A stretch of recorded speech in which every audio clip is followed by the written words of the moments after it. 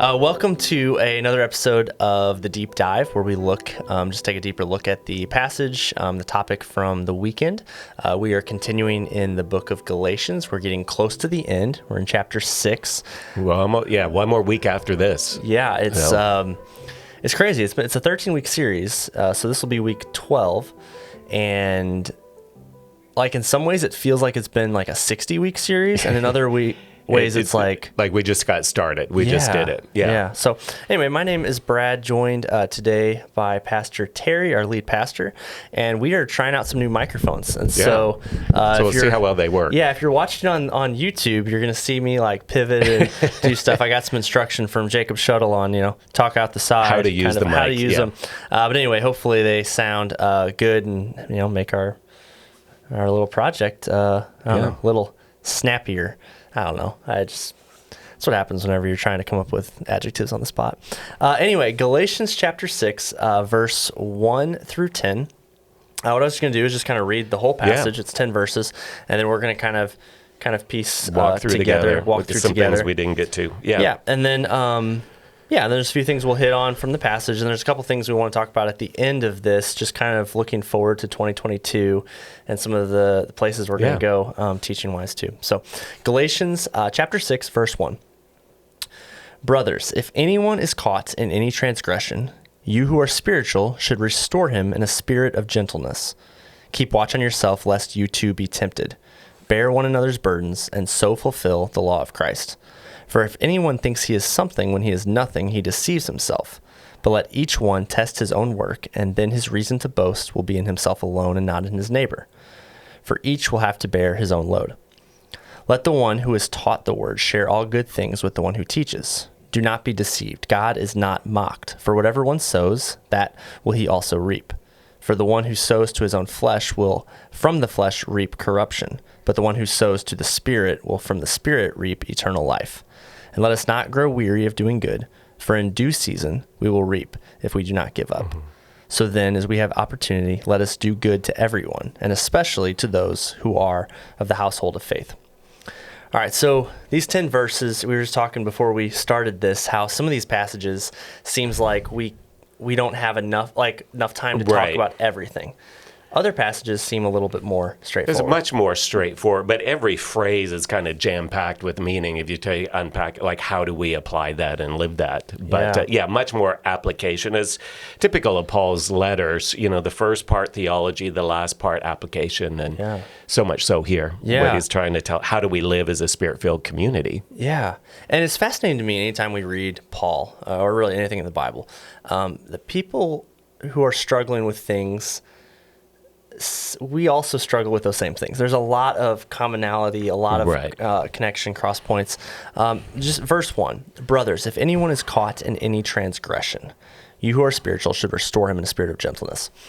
So there's a lot even here, but I think, when we were talking the other day, teaching team, we like to catch other people in sin. I don't know, well, this is more, these are people, it's like kind of who trapped. It's not necessarily someone who is only just sneaking around and other people catch that. It's like, when people are trapped by their sin, or it becomes evident and they're there and it's evident in their life. It's not going around exposing it, but that people find they're in sin. How do we react? And I think often, particularly as believers in North America, I think we kind of withdraw. It's like, I don't want anything to do with them. Yeah. But do we see a restoration? How do we help them kind of become all that Christ has called them to be? And how do we be conduits of grace? And, I think that's the Spirit-filled community. This is what Paul is talking about after talking about the fruit of the Spirit. This is how we look for those opportunities to restore people.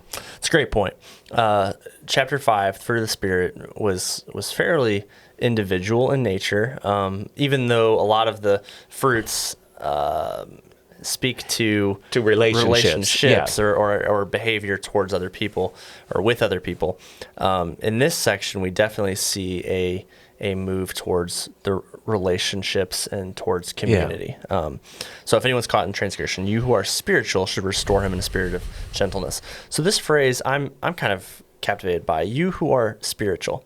So what's Paul meaning there? Because he's not, like, is he saying, oh, some of you are spiritual and some of you aren't? That's not. So other translations, you who are filled with the Spirit or you who are living by the Spirit. I think Paul is just talking about any believer, right? If you really are living with Christ, not trying to do your own works, but living in partnership, walking with the Spirit, then that's part of what we do. That the Spirit in us wants us to be part of the restoration process in somebody else. Yeah, and I think there's a note that I was reading earlier this week in the ESV Study Bible that talks about this word spiritual and almost equates it with Christ-likeness or maturity in Christ. Like, hey, those of you who are more mature, those of you who are demonstrating maybe the things that we read about in the previous chapter with the fruit of the Spirit, should restore him in a spirit of gentleness. I find this phrase fascinating because as it starts, if anyone is caught in any transgression, we like to point fingers, right? We like to identify. And yet the mark of someone who is spiritual, at least according to Paul, is, hey, you do that, but the motivation behind it is very different. It's very different. The spirit, the manner in which you do it, right, is marked by gentleness. Right. Yeah, and I think, he says, keep watch on yourself lest you be tempted. I think we see that in people, the people who call things out and are very aggressive in doing that. How many times have all of a sudden something happened with them or they've experienced something similar? And I think, there's that principle of pride, be careful lest you stand that you fall, that if you are over proud of who you are, it's going to come and haunt you later. So, yeah, right. I'm reminded of, Jesus in the Sermon on the Mount, the whole speck of dust in your eye or the log, right? Like, what are we, what are we fixed on, right? Are we fixed on the other person? Or are we fixed on ourselves? Verse 2, bear one another's burdens and so fulfill the law of Christ. So all of Galatians has been this, hey, you don't have to keep the Old Testament law. Right. You're free from that as it relates to justification, but we're not free from God's moral law. Right. We're not free, obviously, from the law of Christ. We're called to fulfill it. Yeah. And, Paul's already said, love your neighbor, love other, that's been loving people has been a theme. And so, Paul is here. Yeah, we're freed from the burden of other obligations, but then we are called to love and serve. So, it's not that we just do our own thing and life is about us, that the Spirit-filled community in life is really looking at the needs of others. And Paul here, he uses a couple of different words for burdens, but this one is really a crushing, overwhelming burden. And, sometimes that's there because of the transgression. When people fall into something, there are burdens. Like a lot of the burdens we carry are because of the mistakes or choices that we make, as opposed to the broken world. The broken world creates burdens that we have to deal with and experience. And so Paul here, be mindful of that and help people. This is what a community does. This is why small groups are so important, being part of a group, being part of a ministry, that, that's part of the ideal, that people would be supportive of one another.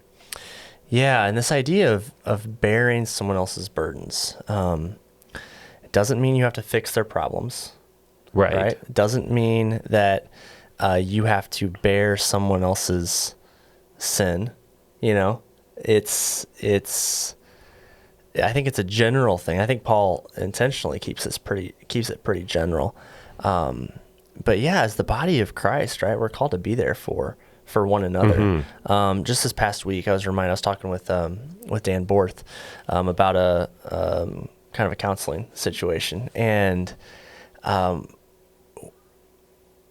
he reminded me of something that I think one of our professors shared at Covenant, which was Francis Schaeffer had this rule of like, hey, if you have an hour with someone, listen for 55 minutes and speak for 5. And I wonder, like, that's probably one of the greatest things we can do in bearing someone else's burdens is just sitting with them and listening. So anyway, I don't know. There's the pastoral application. Yeah, the whole ministry of presence and just being there and being, I think sometimes we don't understand that because we think I've got to tell them something. I got to encourage them. Usually things we say don't make things better. They end up coming wrong. But just the ministry of presence of being there. Hey, I care. I'm praying. I'm with you. Yeah. And, helping small things. It's amazing, providing meals for people or just mowing a lawn, like those very tangible things can really be a help. Yeah. And I think, that's really good, Terry. I think oftentimes we want to speak or we want to fix. And that becomes almost more about us. I want to feel less uncomfortable about this. So let me just talk and speak and fix when even when that's probably what they want too, right? They would love it if you just fix the situation. But I think bearing others' burdens oftentimes means just sitting next to and listening. And, the day our son died, for example, the previous pastor of the church was there with us, and the chair of our elder board, who was a good friend, was with us. And I bet they didn't say 20 words in the whole afternoon. But them being there and a tear in their eye and just an understanding, hey, we're here with you. Yeah. It still chokes me up. It's still very powerful. And I remember clearly, they were not giving me cliches. They were not saying all the things we tend to say. They're like, we're just here. Yeah, Bance likes to say Job's friends were really good until they opened their mouths. Right. I think oftentimes that I do also think, back to, this makes me think of the story of Cain and Abel, and the one that's like, he says, am I my brother's keeper? And the reality is we are, but we're not responsible for the burdens of others. And yet we are called to be with, to know, to sit with, to be aware of, and to be present. But it also we need to allow people to bear our burdens. Yeah. And that, I think, particularly in our culture, is really hard. It's really hard to admit something. It's really hard to say, hey, you know what? It's crazy. Would you come and mow my lawn? It's really hard to say, I just can't make it this way. I'm really struggling or whatever. And I don't, Paul in verse 3, for if anyone thinks he's something when he's nothing, he deceives himself. And, I think Paul is talking about a multitude of things there. If you think you're perfect and not within sin, you deceive yourself. That's why you have to do it gently, because we're one bad decision away from where anybody else is. We see that in 1 John 2, right? Like the one who is without sin, he deceives himself. He's lying to himself. Right. Yeah. But also, if we think we're something when we're nothing, we deceive ourselves. If we don't think we have burdens that others can bear, we deceive ourselves too, right? That's, there's something about a spirit-filled community that just invites people into life. That's really hard. My wife oftentimes will say, Brad, you don't let me help you. Yeah. And it kills me, But it's true. It's very true. Why is that? Why is it so difficult to let other people help us? I think it's part of our culture. I think the self-made person, which is so embedded in who we are, I think feel that there's a weakness if we had a need. But you look at history and kind of the whole idea of the band of brothers and people who serve and, using some of the military, there's some deepness of relationship that comes in working together and supporting each other together. And I think that's what Paul here is talking about is, I may have 100-pound load that I'm carrying around, but if I take it and you take the other end, then we're each carrying 50 and it's a little bit more manageable. Easier. And if there's something, and sometimes that's temporary, sometimes it's for the long haul. Yeah. Yeah, that's really good. Okay, so growth step for all of us this week is to find something that you can ask for help in. Yeah. That's just say, hey. Yeah. Cool. All right, so in verse 6, we get to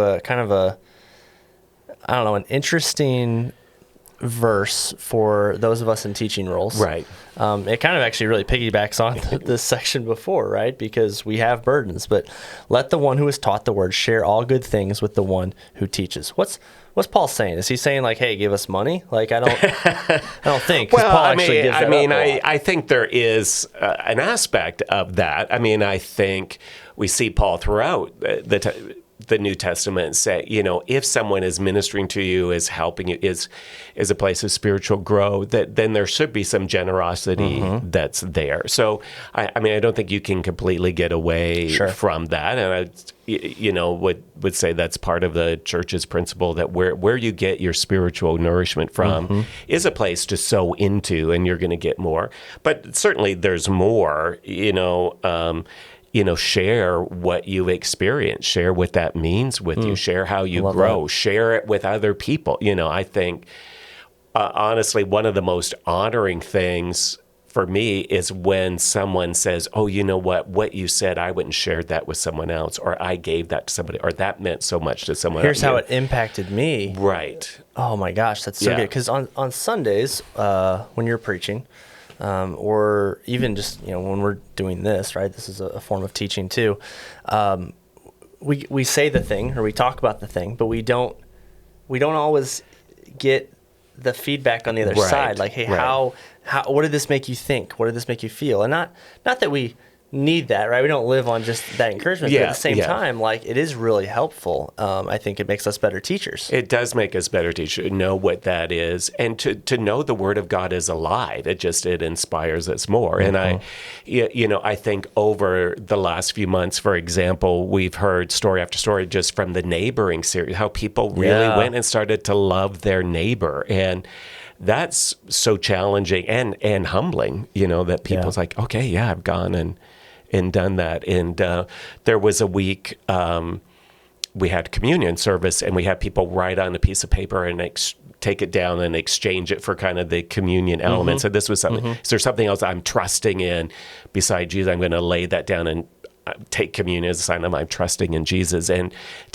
for me to hear stories of what people shared, how God worked through that, how they wrestled with that the following week, or how God did a miracle in their life following that was so encouraging. It's like, okay, I realize I've been trusting in something else. I need to do that. So hearing those stories, is very, very motivating and helpful for us. That's really good. In verse 7, do not be deceived. God is not mocked. Can you unpack that phrase? God is not mocked. What's Paul getting at here? Well, I think it's in the context, for whatever one sows, they will also reap. For the one who sows to his own flesh. So, in Corinthians, in Malachi, there seems to be the same sense of what we sow into life, what we give, we will get back. If we give encouraging words, we will get encouraging words back. If we serve others, people will serve us. There's a sowing and reaping just principle that God has woven into the fabric of this world. And so I think Paul is saying here, like, you can trust this. It will happen. God won't be mocked. God will do what he says he will do. As Malachi talks about giving, sowing, and he talks in particular about tithing, you can test God in it. Like, God is trustworthy enough. And I think that's what he's reminding us here, in a world where we're fearful about generosity and, can hold on to things. Paul's saying, hey, the more you sow, the more you will reap, and God will make sure of that. And that's hard. This is something we were teaching a class last night where a similar kind of question came up, like, where does works fit into justification, right? Because both seem to be present, right? Like, Jesus is the one who justifies. It's faith in Christ and what he has done on the cross. Like, that is what leads to salvation. But at the same time, we are also called to do good things. Right. There's a response out of that because of that, what we've experienced Jesus do because of that. And I think that's a really difficult, especially for us in our context, our culture, where, you work hard and you're rewarded for it. Right. And reward is, you can count on that coming. Like, if you put in the effort, oftentimes you will see a return on that. And yet when it comes to faith, there's this weird relationship between, like, yes, God, he does reward. There's a sense of reward. I mean, scriptures talk about that. And yet at the same time, don't do the thing just to receive the reward. And just because you do the thing doesn't guarantee that the reward will look like what it means. And so, I don't know. I guess I struggle sometimes with the balance of that. Well, we don't live in a grace culture. Yeah. I mean, our culture is not one of grace. And when someone does a unique work of grace, it gets printed in the news and we celebrate it. You know, I think, for example, years ago, when those Amish parents intentionally forgave the murderer who went in and shot kids at school. Like, that makes the news. Why should that should be what God calls us to. But that moment of giving grace, forgiveness, I mean, people are astounded by it. You know, the whole undercover boss, you know, when the undercover boss goes in and then at the end, you know, blesses somebody and gives them something they don't deserve, right? It's on TV and we applaud it. Why? Because we don't live with that. When we experience grace, it's so profound to us because it's not natural. It's not part. There is, you know, it's the old as the lie in the garden. You know, you've got to be smart enough. You got to have more. You got to eat the fruit so that you can compete and do whatever, instead of God's given you everything. That's grace. Yeah. I think maybe that's one of the reasons that the show Ted Lasso has been so applauded. I mean, it's won awards, had a lot of people watching it, and you have this main character who he is constantly overwhelming people with his niceness and his grace and just being a good person and doing the right thing and, you know, being upset about it, but also apologizing. And I don't know, it's such a good kind of, I think, image. The other image that comes to mind is I think of, there's an episode of Friends where Joey and Phoebe, they're having a thing back and forth where Joey is like, hey, there's no such thing as a selfless good deed. Right. And she's like, no, yes, there is. She wants to believe in, you know, the greater good of humanity. And that there is. And she would do something good. And she's like, oh, that makes me feel so good. I did something nice. And he's like, see? Well, and I think, you know, as we talked about a bit on the weekend, you know, the verse leading into chapter 6, let us not become conceited, provoking one another or envying one another. It kind of feeds into that we struggle with that everything we do is for either to make us feel better or to try to justify ourselves. And so it really is hard. You know, grace is when someone gives us a compliment. We don't take compliments well in our culture. That's true. And if someone takes a compliment well in our culture, we don't like that. We don't like that. So we, you know, learning to live in grace and experience God's grace and to be a community of grace, it's a great experiment that God's called us to, but takes some intentionality. Yeah, and I do think there is a callback to shalom there, right? When we do things in the manner in which we were designed to do them, that should make us feel good, right? Like, because that's how God has wired us. And so, culture gets in and wants to. And it's so, that's, you know, as we often talk, it's living a Christian life is so countercultural. Yeah. But living that countercultural life is what's so appealing, I think, to many people. When they see that.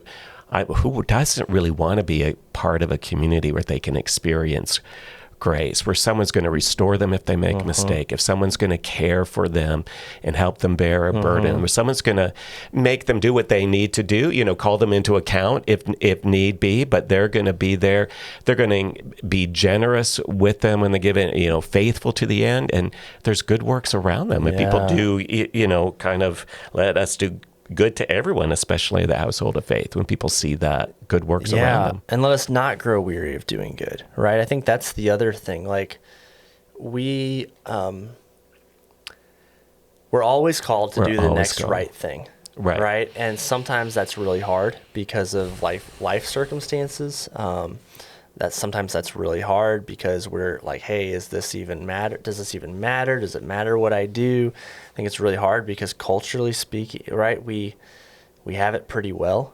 Well, and so like to do the next right thing or to keep doing good, to not grow weary in doing good, I think is something we have to remind her. There's a promise in that, right? Like keep going. Right. Keep going. Cool. Yeah. And to be part of a community that does that, right? Encourages, hey, you're almost there. You can do it. You can finish, is powerful because, we live in a community that's like, well, just give up or do it. It's not worth it, or if it's not making you happy, it's like, no, you can finish that. Yeah, and I think too, we've seen this all through Galatians, but a life that is pleasing to God is always something. It's always a move away from self, right? And that's that community aspect there. Cool. Yeah. Cool. Well, good stuff. We got a couple minutes. Want to just kind of share a little bit. Last week we were kind of away for a few days. Last week we took a few days away. We'd already done some pre-planning, and we talked with staff and elders and other people about a teaching plan for next year. What should we do? And so we got away, kind of put together some ideas, and then began to flesh those ideas out. So, I think we came back kind of excited about what we're going to do. It's challenging. Like, I think, for someone, who's been preaching for 35 plus years, like wanting to be challenged and excited and learning some new things or how to do that. So I think the lenses through which we're looking at some of the passage, a good balance of Old Testament, looking at the life of Daniel, looking at his life. How does he survive and going to Babylon, a very different culture? How do we live when we look around and go, man, this isn't the culture that I expected? Some of the prophecy, the apocalyptic visions that he has at the end, we're going to dabble with that. It's been a long time since we've talked about anything like that. Looking at the life of Jacob, the patriarch, and one messed up family. Really messed up family. And yet God used in such a powerful way. I think so much hope. And a lot of what can we learn about just relationship and family. Then a couple of New Testament books, deep dive into Jude a little bit, and into 1 Corinthians, kind of a summary, and Ecclesiastes, and then a few extra special things. How do we survive our culture? Yeah. What's that saying to us? Sprinkled in. Good stuff. Excited to dive into that. We even got some series for 2023. Yeah, I think we had too much for next year. So at least we got some good ideas for the following year. Well, really excited. Really excited for the months ahead as we kind of will step into that. Well, thank you for joining us for this week's episode of The Deep Dive. You can find this resource and more on our website, calvary.church/Galatians.